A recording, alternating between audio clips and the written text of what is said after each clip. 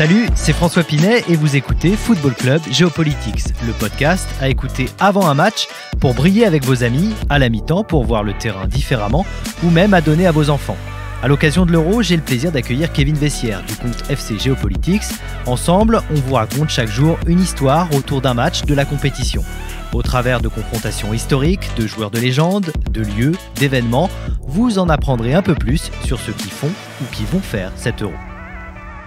La Croatie a offert au football certains des joueurs les plus talentueux de la planète. Le Ballon d'Or, bien sûr, Luka Modric est le représentant actuel le plus célèbre de l'équipe.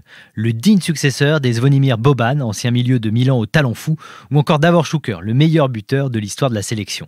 Šuker et Boban font partie de la première équipe de Croatie qui dispute une compétition internationale, l'Euro 96.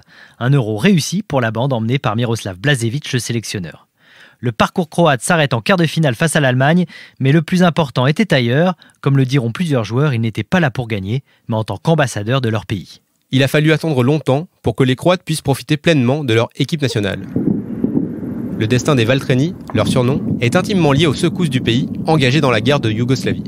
Un lieu est symbolique de ce conflit qui oppose les indépendantistes croates aux nationalistes serbes de Slobodan Milošević. C'est le stade Maksimir de Zagreb. Le 13 mai 1990 doit se jouer le match entre le Dinamo Zagreb et l'Étoile Rouge de Belgrade.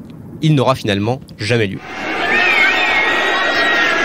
Les affrontements avant le match entre le groupe des supporters croates du Dinamo et ceux de l'Étoile Rouge dégénèrent en émeute. Le stade est envahi et devient un champ de bataille. Au milieu de ce chaos, on trouve un milieu de terrain du Dinamo Zagreb. Il a 21 ans, il s'appelle Zvonimir Boban. C'est un grand espoir du foot yougoslave, mais il n'est pas encore la star qu'il deviendra plus tard.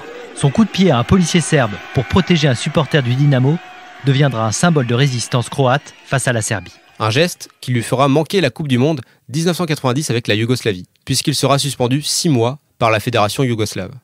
Aujourd'hui, à l'entrée du stade de Zagreb, on peut lire une plaque rendant hommage aux supporters de l'équipe qui, sur ce terrain, ont entamé la guerre contre la Serbie le 13 mai 1990. Moins d'un mois plus tard, ce stade Maksimir accueille un match international entre la Yougoslavie et les Pays-Bas. Le public croate siffle l'hymne yougoslave et scande « Croatie, Croatie » tout au long de la rencontre.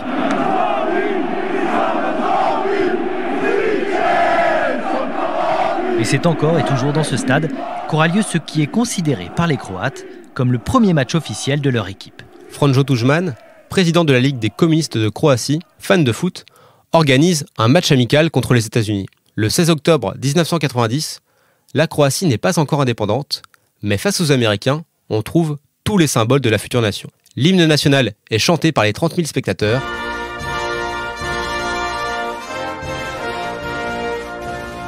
Et dans l'équipe, que des joueurs croates. La Croatie gagne ce match 2-1 dans une ambiance torride.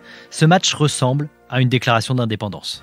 Indépendance qui sera votée par référendum en mai 1991. Décision contestée par Slobodan Milošević qui fait envahir la Croatie par l'armée populaire de Yougoslavie.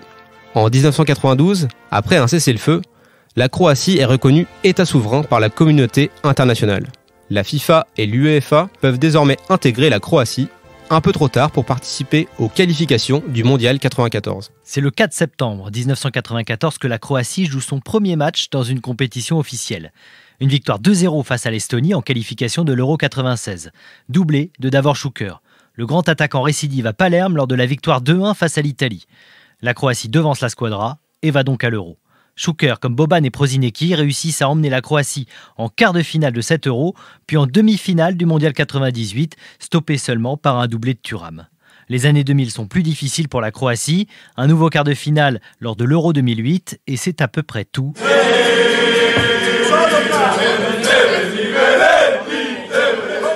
Jusqu'à 2018, et cette finale historique de Coupe du Monde pour la bande à Modric.